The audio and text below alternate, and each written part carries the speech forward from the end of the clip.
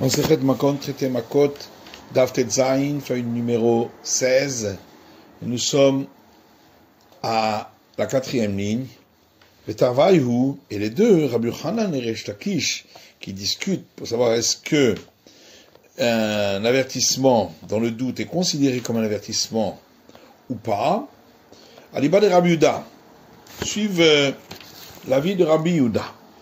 Et Tanya, c'est écrit une braïta. Velototir menu ad boker, vanotam menu ad boker vegomer. Verset dit concernant le sacrifice pascal, et vous ne laisserez pas jusqu'au matin, et ce qui restera de lui jusqu'au matin, etc., vous le brûlerez dans le feu. Le verset est venu donner un commandement positif après le commandement négatif, c'est-à-dire l'interdit, le marché nokinalav, pour nous apprendre qu'on ne reçoit pas la flagellation si on enfreint le commandement négatif. Il vrai Rabbi Yehuda, c'est les paroles de Rabbi Yehuda. Rabbi Yochanan diek, hachi. Rabbi Yochanan, on a fait la déduction suivante. Tam adeba katouv, toute la raison pour laquelle il ne reçoit pas la flagellation, c'est parce que le verset est venu donner un commandement positif après le commandement négatif. Haloba katouv, et donc si le verset n'était pas venu donner ce commandement positif, loqué, il aurait reçu la flagellation. Alma-atra atzafek. Shma-atra, c'est donc une preuve que un avertissement dans le doute, puisque même si on l'avertit qu'il doit manger, il peut toujours diriger le temps jusqu'au matin. Donc il y a toujours un doute. Et malgré tout, on appelle cela un avertissement. Resh Lakish dit Kachi, alors que Resh Lakish a fait la déduction ainsi. Ta'ama deba katouv. Toute la raison pour laquelle il ne reçoit pas la flagellation, c'est parce que le verset est venu donner un commandement positif. Aloba katouv. Et donc si le verset ne l'aurait pas donné, l'ok, il aurait reçu la flagellation. Amalav shen bomaase lokinalav. On voit de là que un interdit qui ne comporte pas d'action, puisque l'interdiction c'est de laisser jusqu'au matin, on reçoit la flagellation. Rabbi Shimon Lakish l'a mis, avanetra ça fait un coup. La Gemara dit, mais pour Rabbi Shimon Lakish aussi, voilà que il s'agit d'un avertissement dans le doute. Et donc pourquoi il n'a pas fait la même déduction que Rabbi Yochanan? Vous savez là qu'il y a Hidartana de Rabbi Yehuda. C'est parce que lui, il pense comme un autre enseignement de Rabbi Yehuda. De Tanya, parce qu'il y a une braïta qui dit, Hikaze, vechazav hikaze, kilelze, vechazav kilelze. Si quelqu'un, il y avait un doute qui était son père, il a frappé le premier, et ensuite il a frappé le second. Il a maudit le premier, ensuite il a maudit le second. Il cache un bevatachat, ou bien il a maudit les deux, avec le même coup. Ou qu'il a un bevatachat, ou il a maudit les deux avec la même malédiction. Hayav, il reçoit la peine de mort puisqu'il est sûr qu'il a frappé ou maudit son père. Rabbi Yehuda Omer, bevatachat hayav zachazé petro. Rabbi Yehuda dit, s'il a frappé ou maudit d'un seul coup, il reçoit la peine de mort. Mais si c'était l'un après l'autre, pas au même moment, il est dispensé. Donc on voit de là que Rabbi Yehuda considère qu'un avertissement dans le doute, puisqu'à chaque fois quand c'est en deux temps différents, il y a un doute si c'est son père ou pas, eh bien, c'est pas considéré comme un avertissement. La Gemara dit Rabbi Yochanan ami Havada elav she'en bo ma'aseh. Et pour Rabbi Yochanan, lui, pourquoi il n'a pas fait la déduction de Resh Lakish? Pourtant, il s'agit bien de l'interdit où il n'y a pas d'acte. Vous savez là qui ha de Amar Ravidi Baravin, Amar Avamram, Amar Yitzchak, Amar Rabbi Yochanan, lui pense comme un autre enseignement, qui est rapporté par Ravidi Baravin au nom de Rabbi Avram, au nom de Rabbi Yitzchak, au nom de Rabbi Yochanan. Rabbi Yehuda même chez Rabbi Yossé Aglili. Rabbi Yehuda dit au nom de Rabbi Yossé Aglili, Kol lo ta'aseh sheba Torah, tout interdit de la Torah, lav sheyesh bo ma'aseh lokin alav, lav she'en bo ma'aseh en lokin alav. Si c'est un interdit où il y a un acte, on reçoit là-dessus la flagellation. Si c'est un interdit qu'on n'enfreint pas en faisant un acte, on ne reçoit pas lapidation. Chutz fin hanishba, sauf pour celui qui fait un faux serment, ou memar, ou celui qui transfère la sainteté d'un animal destiné au sacrifice à un autre animal, va mekalel et havero beshem, et celui qui maudit un autre en utilisant le nom divin. Où il n'y a pas, dans tous ces cas-là, d'actes, mais seulement des paroles. Kachat de Rabbi Yehuda, Il y a donc contradiction entre les différents enseignements de Rabbi Yehuda. Il est Rabbi Shimon ben Lakish, très tanné à l'Ibad Rabbi Yehuda. Pour Rabbi Shimon ben Lakish, il faudra dire qu'il s'agit de deux enseignements qui vont d'après Rabbi Yehuda. Il est Rabbi Yohanan, Lokashia, Adidea de Rabbi. Et pour les deux enseignements qui ont été rapportés par Rabbi Yohanan, il n'y a pas de question. Dans un cas, c'est son enseignement à lui, dans d'autres cas, c'est l'enseignement au nom de son maître, Rabbi Yosef Glili. Dans Natam, il y a une Mishnah ailleurs qui dit Anotel M alabanim, celui qui prend la mer avec les oisillons, Rabbi Domer Loke. Rabbi Yehuda dit, il reçoit la flagellation, puisqu'il est écrit dans le verset, tu ne prendras pas la mer avec les oisillons. Veino Mishaleach, et après qu'il l'a fait, il ne peut plus la renvoyer.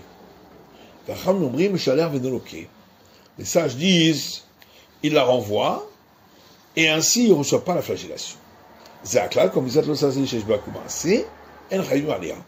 car voici la règle, tout commandement négatif dans lequel il y a un commandement positif, comme ici, l'interdiction de prendre la mer avec les oisillons et l'obligation de renvoyer la mer, on ne reçoit pas là-dessus la flagellation. Rabbi Yochanan dit, nous n'avons que ce cas-là, où il peut annuler la possibilité d'accomplir le commandement positif et ainsi reçoit la flagellation, et encore un autre cas comme lui. Amarle Rabbi Elazar Echa, et Rabbi Elazar lui dit, c'est quoi l'autre cas? Amarle Echitishkar, il lui a dit, va et cherche, et tu trouveras. La fac d'Agveshkar, il est allé la chercher, il l'a trouvé. Tania, et une braïta qui dit, on est chez Giresh, celui qui a pris une femme vierge, sans son consentement, il a été obligé de la prendre pour toujours, et en fin de compte, il a divorcé. Si c'est à Israël, il la reprend, il ne recevra pas la flagellation. Et si c'est un prêtre, il ne peut pas la reprendre, donc il reçoit la flagellation, il ne la reprend pas. Et ça va seulement d'après celui qui dit que tout dépend si il a accompli le commandement positif que lui a demandé le tribunal rabbinique. Et s'il ne l'accomplit pas de suite, il reçoit flagellation. Donc on trouve dans ce cas-là, effectivement, qu'il va recevoir flagellation. Mais d'après celui qui dit que pour recevoir la flagellation, il faudrait qu'il annule la possibilité d'accomplir le commandement positif. Et s'il n'annule pas, alors il ne reçoit pas la flagellation. Dans le cas de renvoyer la mer, les oisillons, on peut trouver un cas où il a annulé, par exemple quand il a tué la mère.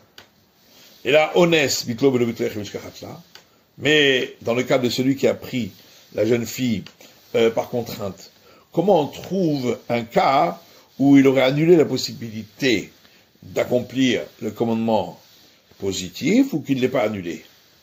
Il est quatre là. Si annulé, c'est en l'ayant tué la femme, comme le vidra miné. De toute façon, il va recevoir une sanction beaucoup plus grave qui est la peine de mort. Donc on ne parle pas de ce cas-là. Rav Shimon a dit, par exemple, si il a reçu pour elle l'acquisition d'actes de mariage, pour qu'elle se marie avec un autre, donc il ne peut plus la reprendre.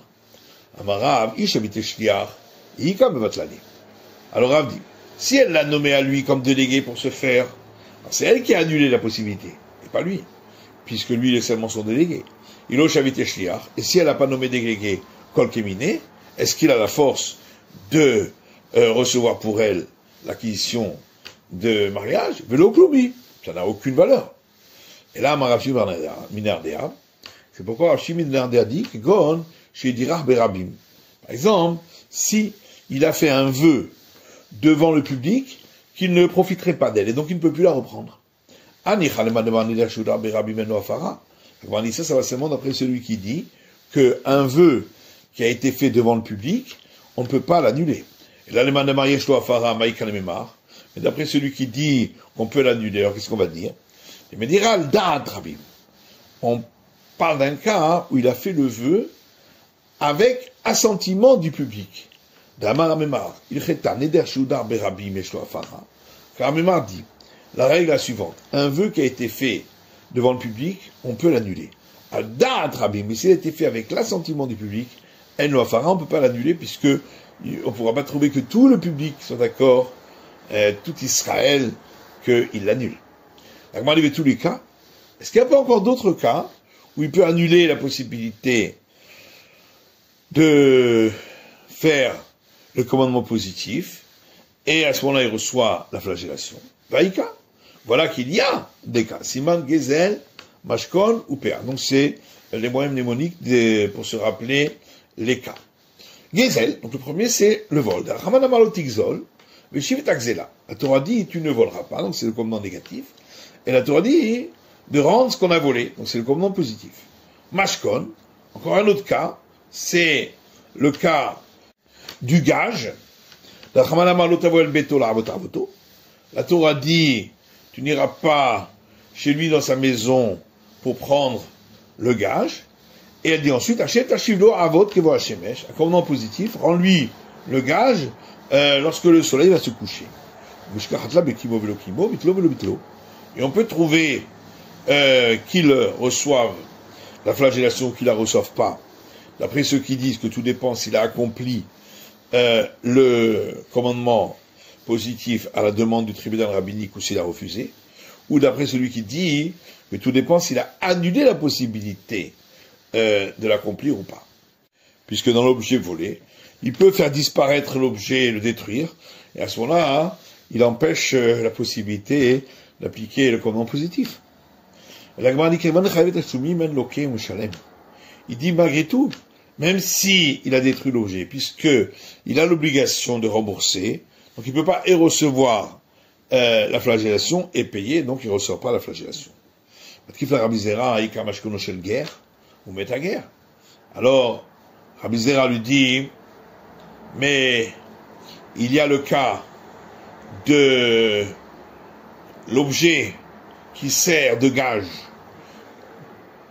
qui provenait d'un converti qui n'avait pas de famille, et ce converti entre-temps il est mort, et donc il ne peut plus lui rendre, même pas le remboursement de la valeur. Et la Gemara répond à Tam, Gavra Bata Shuvimhu. Là-bas, la personne pourrait rendre le Shiboula des guerres ou des Kapaka. Seulement comme il n'est plus là, c'est ce lien qu'il a avec ce converti-là qui a disparu. Mais l'obligation de rendre, en théorie, elle est toujours là. Vaïka Pea, la Gemara dit, mais pourtant, il y a le cas du coin du champ. La Torah dit, tu ne devras pas terminer la récolte du champ, tu dois laisser le coin. Mais tu le laisseras à l'indigent et au converti. Donc il y a d'abord un commandement négatif suivi d'un commandement positif. Donc il y a une possibilité d'expliquer, d'après celui qui dit que tout dépend s'il a accompli la demande du tribunal rabbinique d'accomplir le commandement positif ou pas. Et d'après celui qui dit que tout dépend s'il a annulé la possibilité d'accomplir le commandement positif ou pas, comme on va le voir de suite, puisqu'on va dans une Mishnah. Le commandement du coin du champ, c'est de le prélever lorsque la récolte est encore sur pied, pour les pauvres. S'il n'a pas laissé le coin lorsque la récolte était encore sur pied, alors il laissera une partie des germes. S'il n'a pas laissé une partie des germes, il laissera une partie de la grange. Tant qu'il n'a pas encore égalisé la grange. S'il a déjà égalisé, mais là il y a l'obligation de prélever les prélèvements des dîmes, et ensuite il donnera aux pauvres. Donc ça veut dire qu'après, quand c'est déjà pu dans la grange, qu'il a déjà moulu le blé, il en a fait de la farine, il peut plus accomplir le commandement positif, donc il l'a annulé.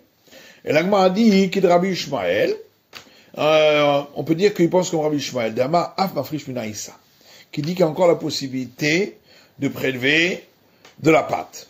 Rabbi Ishmael n'a mis, parce que Khatla de Achalaïsa. L'Agma dit, mais même dans Rabbi Ishmael, on peut trouver un cas où il a annulé, par exemple s'il a mangé la pâte. Et la zone va en acheret, ah. Il faut dire que quand il a dit c'est ce cas-là et un autre, eh bien, c'est effectivement dans ce cas-là du coin du champ. Ah ben l'honesto. Mais le cas de celui qui a pris une jeune fille de force, non. Parce que quand nous avons dit que s'il fait un vœu avec assentiment du public, il n'y a pas possibilité d'annuler, les dvar rechut. Ça c'est quand il s'agit d'un accomplissement qui n'est pas un commandement. Aval le dvar mitzvah, mais si c'est un commandement, il peut annuler, comme dans notre cas nous. Qui a des aou makre d'ardeke, comme il y avait une histoire avec un précepteur d'Avé Pacha Binoke, qui frappait les enfants. Adré Rabaha a fait un vœu de ne plus profiter de lui, ne plus le prendre comme précepteur. Va adhérer Ravina. Et bien qu'il avait fait ce vœu-là avec assentiment du public, Ravina l'a repris en annulant ce vœu de l'Ishtakar de Kevate. Parce que là, c'était un commandement, puisqu'on n'a pas trouvé quelqu'un qui savait aussi bien enseigner avec autant de clarté que lui. On a vu dans la Mishnah que celui qui mange des cadavres d'animaux qui n'ont pas été tués par abattage rituel, ou des animaux qui sont impropres à la consommation parce qu'ils ont certains défauts, ou les espèces dégoûtantes ou les rampants, etc., il reçoit la flagellation. Amar Rabuda dit, Aïmanda achal binita de Bekava, si quelqu'un mange un ver qu'on trouve dans les choux, Malkin Ale reçoit la flagellation Mishum Sheretz HaShoretz Al Haaretz, parce qu'il a enfreint l'interdit de manger ce qui rampe sur la terre. Aouda Rabbenita de Bekava Venag de Ravuda, une fois quelqu'un qui a mangé un ver qu'on trouve dans les choux et Ravuda lui a donné la flagellation. Amarabaye Achal Putita. Abaye dit, si quelqu'un mange un petit poisson d'espèce interdite, l'Okerba reçoit 4 fois la flagellation, 2 pour les espèces interdites en général, et 2 pour les espèces interdites dans les eaux. Nemala, s'il mange une fourmi, l'Okerhamesh, il reçoit 5 fois la flagellation, 2 pour les espèces interdites en général, et 3 pour celles qui rampent sur la terre.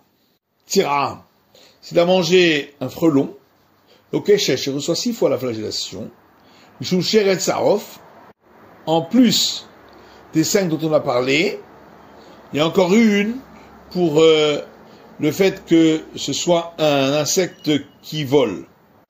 Amar Abachai dit Amashiet Nekabav, celui qui se retient d'aller aux toilettes, Over Mishum Loteshaketsu. Il a enfreint une interdiction qu'on trouve dans la verset de la Torah qui dit vous ne ferez pas de choses dégoûtantes. Amar Rabbi Barabaye, Ayman de Shati Bekarna de Umna, Rabbi Barabaye, fils d'Abaye, dit celui qui boit dans la pipette en argile de ceux qui pratiquent la saignée, Kavar Mishmulote Shaketsu, il enfreint l'interdit dans le verset qui dit vous ne ferez pas de choses dégoûtantes, puisque c'est dégoûtant de boire dedans. Amar Rabba Baravuna, Rabba Baravuna dit Risek Tishan Emanim, si quelqu'un a écrasé 9 fourmis, et il a apporté encore une 10e vivante, et en tout, ça fait le volume d'une olive. Lokevav, il reçoit 6 fois la flagellation. Hey, Mishum Biria. 5, parce que il s'agit le 10e d'un être entier. Vecham Mishum Kezait Nevela. Et 1, parce que en tout ça faisait avec les autres le volume d'une olive de cadavre. Rava Rabbi Chanan, Rava dit Rabbi Chanan, même si 2 plus la vivante faisait en tout le volume d'une olive. Rabbi Yosef Amar Afilu Echad Vehu. Et Rabbi Yosef dit même s'il y avait une morte plus celle la vivante, et en tout ça fait le volume d'une olive. Velo pligué, en fait il n'y a pas de discussion entre tous ces avis. Haberavreve, Habezoutré. Certains parlent quand elles sont grosses, et donc 2 suffisent, ou 3, et d'autres parlent quand elles sont petites. Et donc il en faudrait 10. On a vu dans l'histoire s'il a mangé de la récolte dont on n'a pas fait les prélèvements, ou bien de la première dîme dont on n'avait pas prélevé le prélèvement pour les prêtres, etc., il reçoit la flagellation. Amar Rav dit, Achal tevel shel maaser andi. S'il a mangé de la récolte dont on n'avait pas prélevé la dîme pour les pauvres. Loqué, il reçoit la flagellation, ça s'appelle aussi une récolte non prélevée. Keman ki aitana, et comme qui ça va, comme cet enseignant dans une braïta de Tanya, parce qu'on voit dans une braïta, Amar Rabbi Yosef. Rabbi Yosef dit, j'aurais pu croire qu'il reçoit la flagellation, que s'il a mangé de la récolte dont on n'avait fait aucun prélèvement, si on avait fait le prélèvement au prêtre, mais pas celui de la première dîme, ou si on avait fait la première dîme, mais pas la seconde, ou même s'il manquait la dîme du pauvre, mais d'où sait-on qu'il reçoit également la flagellation, parce que le verset dit, tu ne pourras pas manger dans tes villes à l'extérieur de Jérusalem, etc., avec Omer,